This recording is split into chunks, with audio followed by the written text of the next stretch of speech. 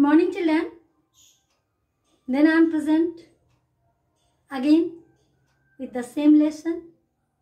Should wizard hit mummy? So in the last class we have seen that how Roger Skunk was insulted by the other creatures, by his friends, how they all ran away from him as he smelt very bad. He stood alone and 2 drops of tears fell on his cheeks. On hearing this, Joe felt very sad, and the father who was telling the story, he was so engrossed in the story that he had forgotten the surroundings. He felt as if Roger was just standing before him. While telling the story, he touched the cheek of his daughter as if he was trying to touch the drops of tears on her cheek. And what about the condition of the daughter? What about the condition of Joe? Joe's corners of mouth had drooped, means had bent, and her lower lip had also bent forward. Why? Why she had such kind of expression? Because she was very sad to hear the pitiable condition of Roger Skunk.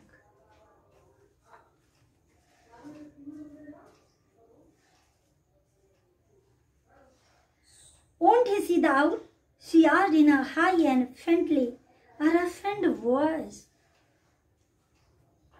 She became little irritated and she asked in her harsh tone, in her louder voice, why? This time, Skunk, my hero, wouldn't go to Wise Owl to solve his problem.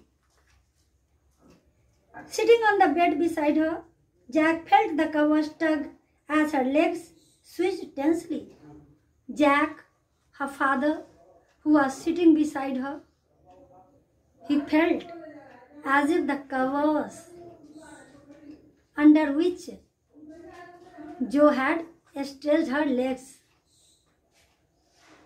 the covers were tugged, the covers were pulled, because Joe had moved her legs tensely, in tension. Means when Joe moved her legs in tension, then her father felt a kind of tug, kind of pull in the covers. Means her father felt that his daughter was in tension.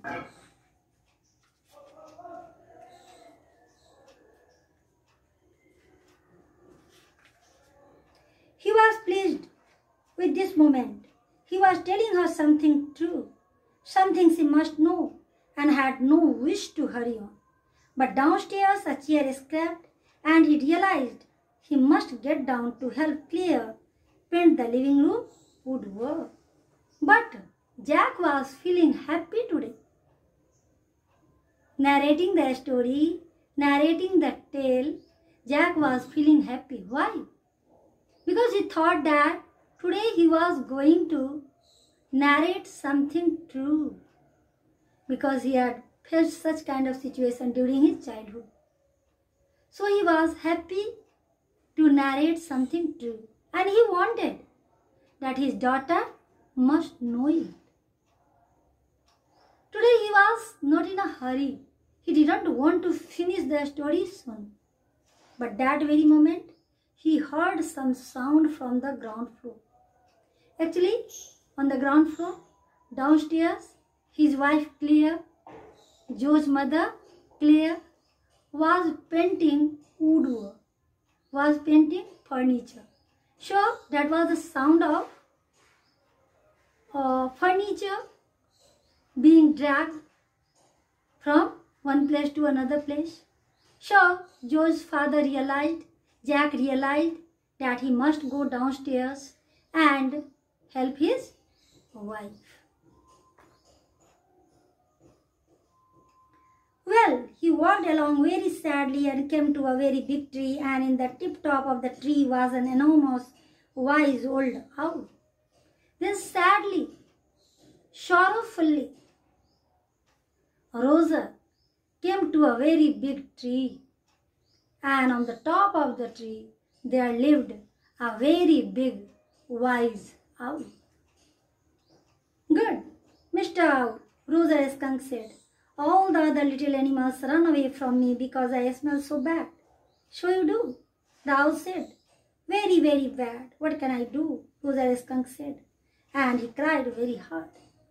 Then he told about his situation. Rosa told about his situation to the owl. He told, "Oh, Mr. Owl, all the creatures of the woods of the forest run away from me because I smell very bad." Then the owl told, "Yes, really, you smell very bad." Then Rosa told, "So, what should I do?" And after saying this, he started crying. The wizard, Joe shouted and sat right up, and a little golden boat spilled from the bed. Now, Joe, Daddy is telling the story. Do you want to tell Daddy the story? No, you me. Then lie down and be sleepy. Her head relaxed onto the pillow and she said, "Out of your head." As I have told you that in all the stories of the Jack, there used to be the same thing with a little changes. So his daughter Jo guessed, and with excitement, with happiness, she shouted that, "Oh, now he would go to wizard, he would go to wizard." This made Jack angry. Jack angrily told, "Joe, your daddy is telling a story. Do you want to tell your daddy a story?"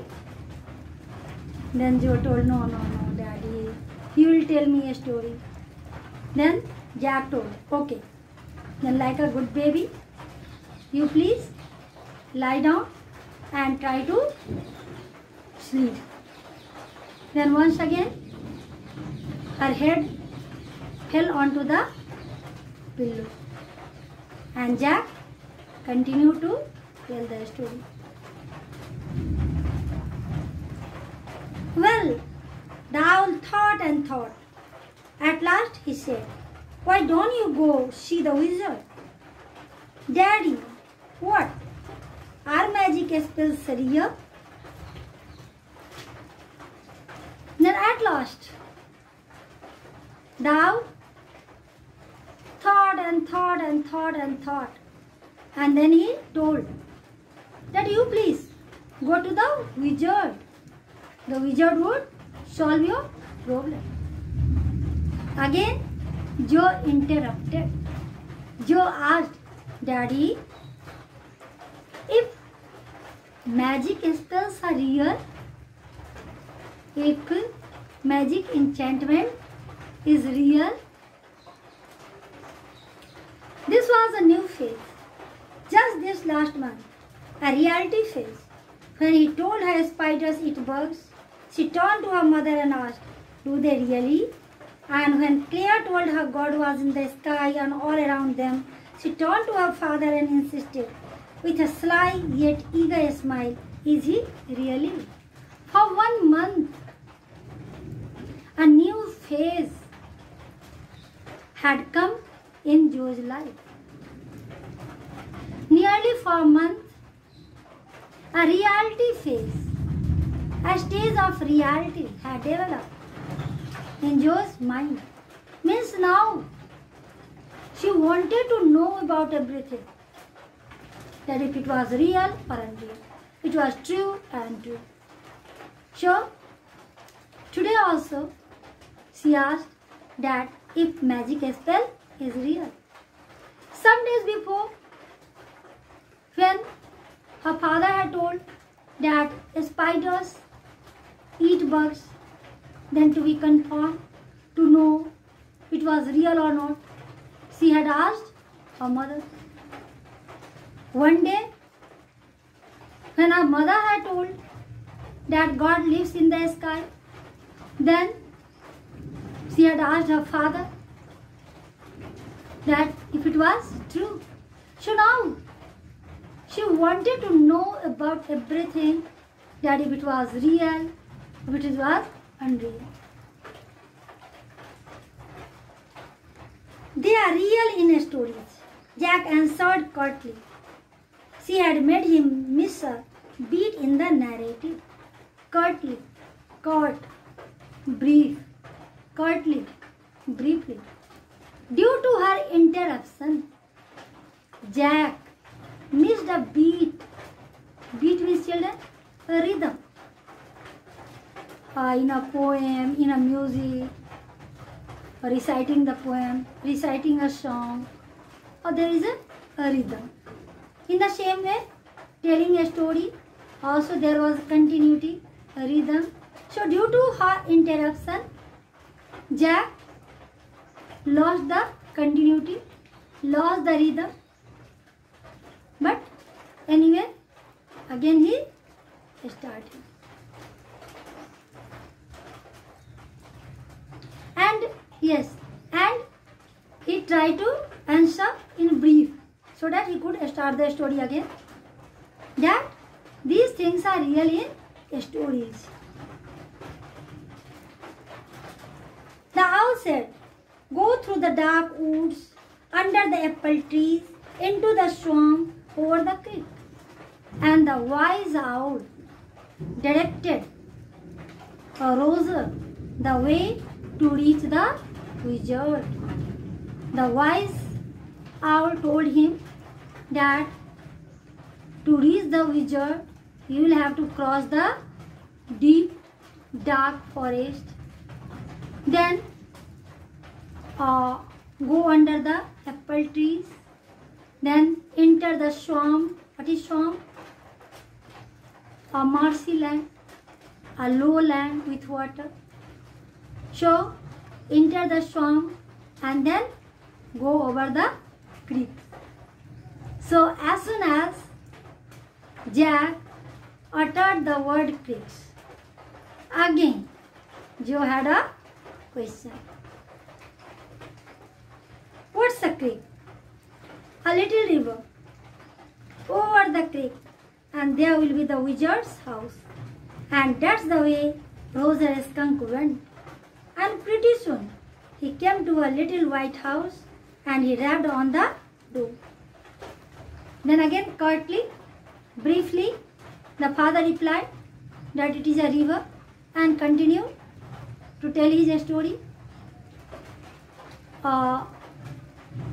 That the owl told him that pass the river and you will reach the wizard's house.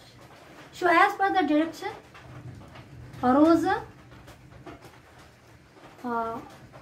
immediately went to, pretty soon, very soon, immediately went to the wizard's house.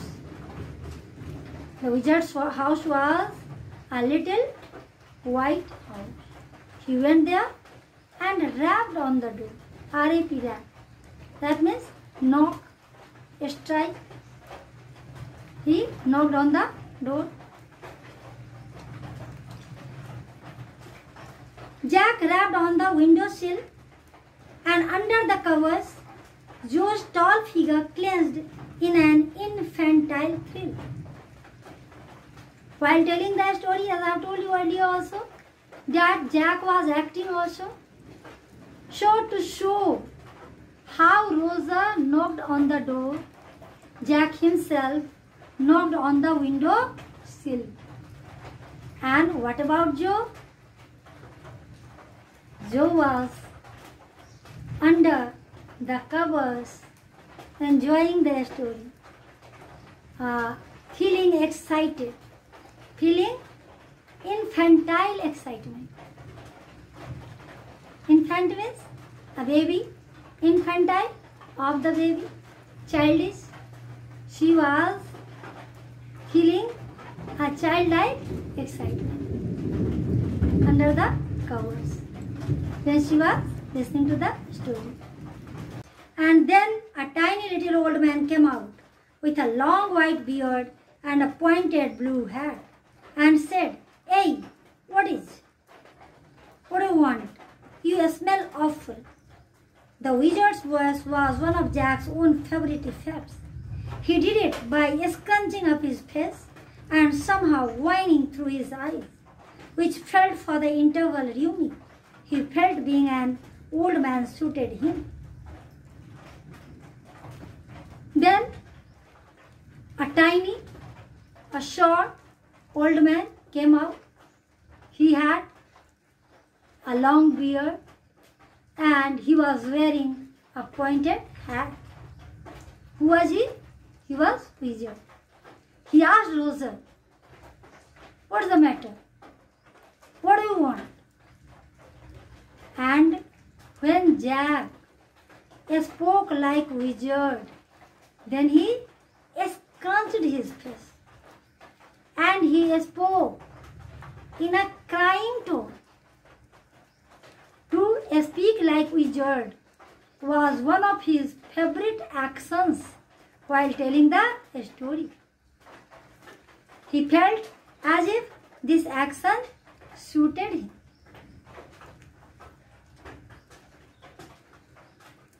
"I know it," Rosa Skunk said, "and all the little animals run away from me. The enormous wise owl said you could help me." And the wizard also told him that, "Oh, you are smelling bad." Then Rosa told, yes, he knew it. And that's why he had come to him.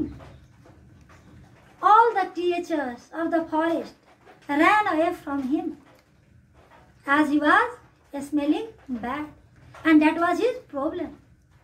And the wise owl had told him to go to him. Rosa told that the wise owl had told me to go to you to solve my problem. That's why I have come to you. Hey, well, maybe. Come on in. Don't get too close. Now inside, Joe, there were all these magic things, all jumbled together in a big dusty heap because the wizard didn't have any cleaning lady. And Jack continued to tell the story. The wizard asked Rosa to come inside, but the wizard told that don't come very close. Why? Because he was smelling bad.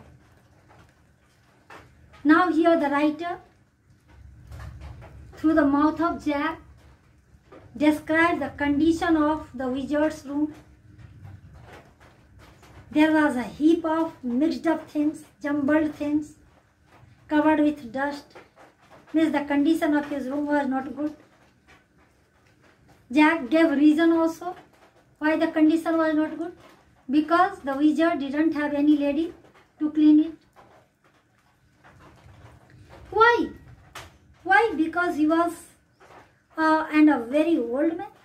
The inquisitive Joe, eager Joe, curious Joe again asked, why? Why he didn't have any lady to clean? To avoid her question, because Jack didn't want to answer her every question. So to avoid her question, he told, because he was old, he was wizard, so he didn't have any lady. Will he die? No, wizards don't die. But Jo had a question after question. She again put a question. When Jack told that he was old, so Jo had again a question. He was old, it means now he would die. Then Jack told, no, he was a wizard, so he would not die. Well, he rummaged around and found an old stick called a magic wand and asked Roger Skunk what he wanted to smell like. Then the wizard rummaged. Rummage means to search thoroughly, ransack. He rummaged, he searched thoroughly from the heap his magic wand, his magic stick, and finally he found it.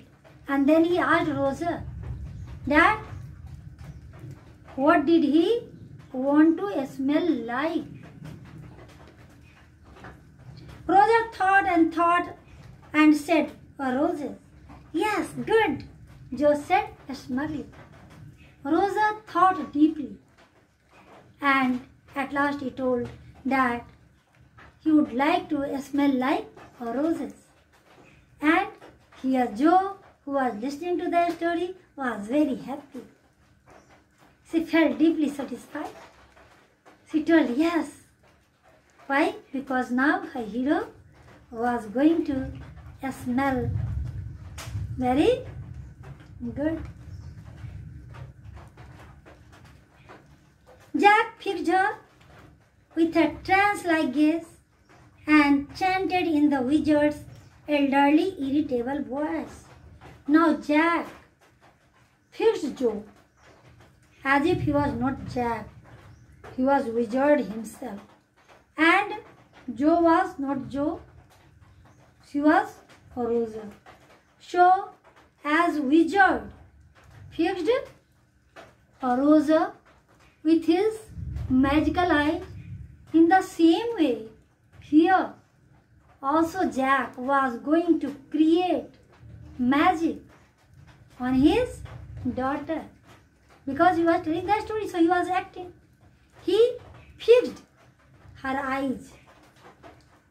He fixed his daughter's eyes with his own magical eyes and started uttering some words, reciting some words which were recited by the wizard.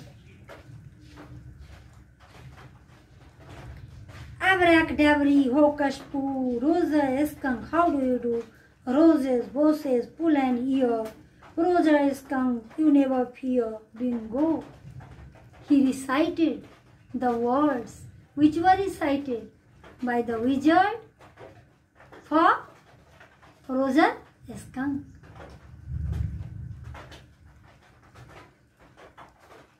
So, that's all children. Thanks. Now, in next classes.